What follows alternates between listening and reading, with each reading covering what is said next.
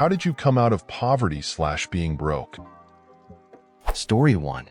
I was homeless, bouncing from shelter to shelter, hustling, running weed and pills for people to scrape together a session at the end of the day. One day my cousin took me with him to a place called Labor Ready.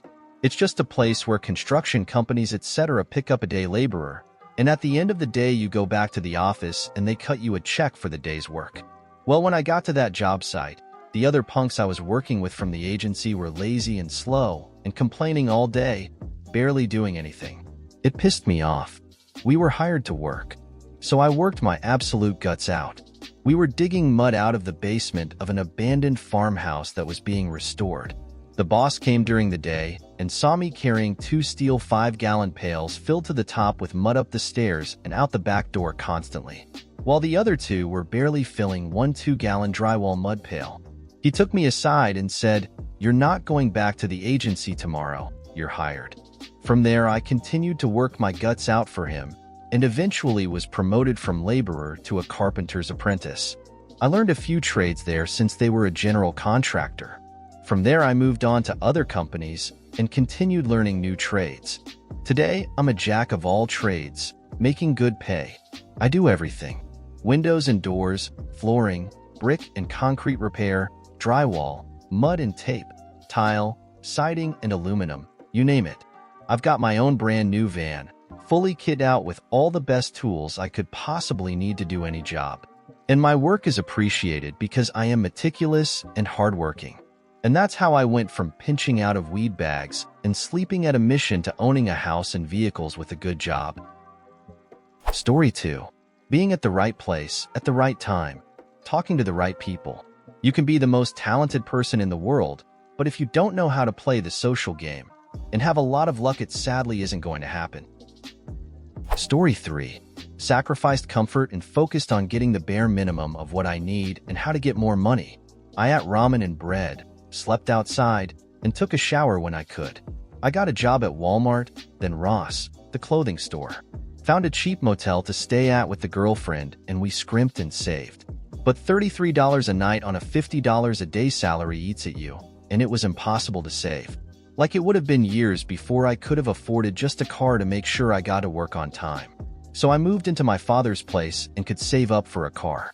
They paid for my TESOL, and I used a lifetime of miles from flying between my mother and father to get a ticket to Poland. Sold the car and found myself eating potatoes in Polska till I got a job teaching English. Then the gold, PLN, was steady.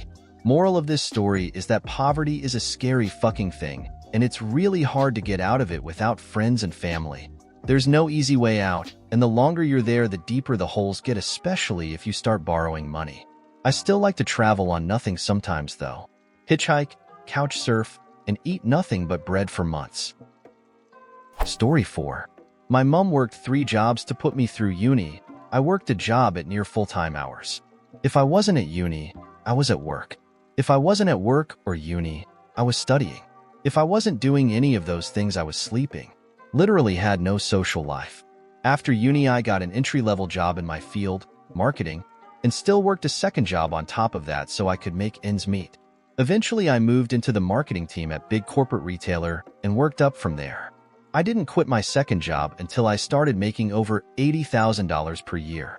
3 years later, and I now earn $135,000 per year at the same company and love it. I also own an investment property with my brother and SIL, shares, a motorbike, and was just able to purchase a new vehicle in December last year. I have always gotten the hand-me-down cars from family members. It was not easy. It was fucking hard. I missed out on so much in my late teens and early 20s to make sure I could get ahead. There were times that I had to ask mom and dad for help here and there, which at the same time, they were just getting their own businesses off the ground. I did all of what they tell you not to do, was first in the office, last to leave.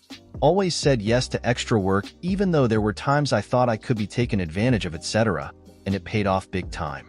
I have never been on major overseas holidays, Europe, America, etc., and instead used that money for my down payment on my investment property. I'm also open and honest about the fact I would not have been able to afford the investment property without my brother and SIL going halves with me, and I'm forever grateful for that. The sacrifices I made help me sleep at night because I now know I'll never live paycheck to paycheck ever again. Story 5. Oh, this actually seems applicable to me. I was homeless at 16, drug addict and all that jazz. On the street for about 9 months, with nothing to my name except an old moped, which I siphoned fuel from other vehicles to top my bike up. The engine kept me warm at night. It took a long time to get into housing. I would go to the council office every single day and ask the status. I did this for months. I was eventually put into a foyer, where other delinquents like me were living. After I got a roof over my head, I started looking for education. Since I was receiving dole money, a job wasn't something I was looking for. I got lucky and scored a scholarship in music college. From there, it was just on the up. I was rehoused to a YMCA, worst experience of my life. I was living next door to a kid who was just released from prison, on tag. He would be banging at my door throughout the night trying to get in. He and his cronies also jumped me while I was out nearby, sent me to the hospital. I do not recommend the YMCA. After which, I was put into shared flat housing. Once college started, I managed to share a flat with a college friend. He was working at the local shop and got me a job. So I was working part-time and in college, earning enough money to get me by, pot noodles for dinner sort of thing. Once college finished, I left the city and went to live with some family elsewhere.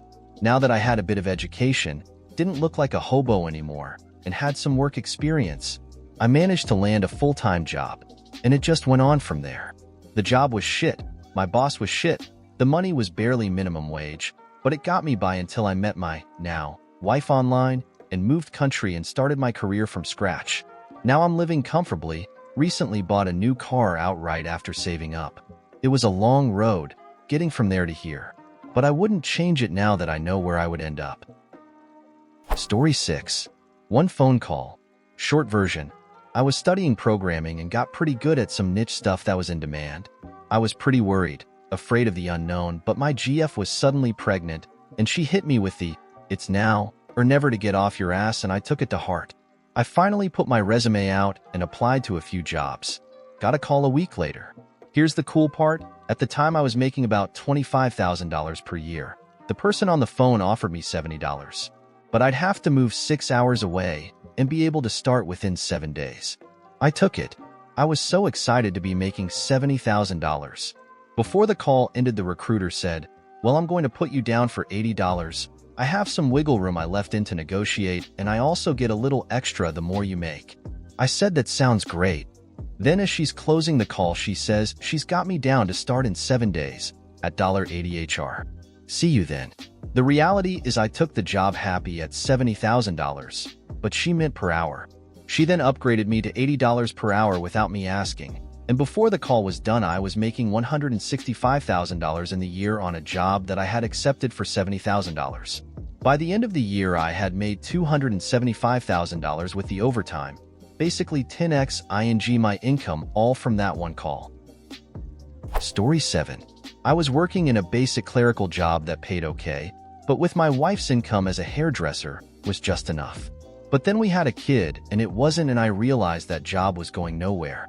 I looked at some of the top-paying tech jobs and identified why demand was so high for those, and quickly learned it was tied to ability/certifications and lack of interest from the workforce to learn the necessary skills.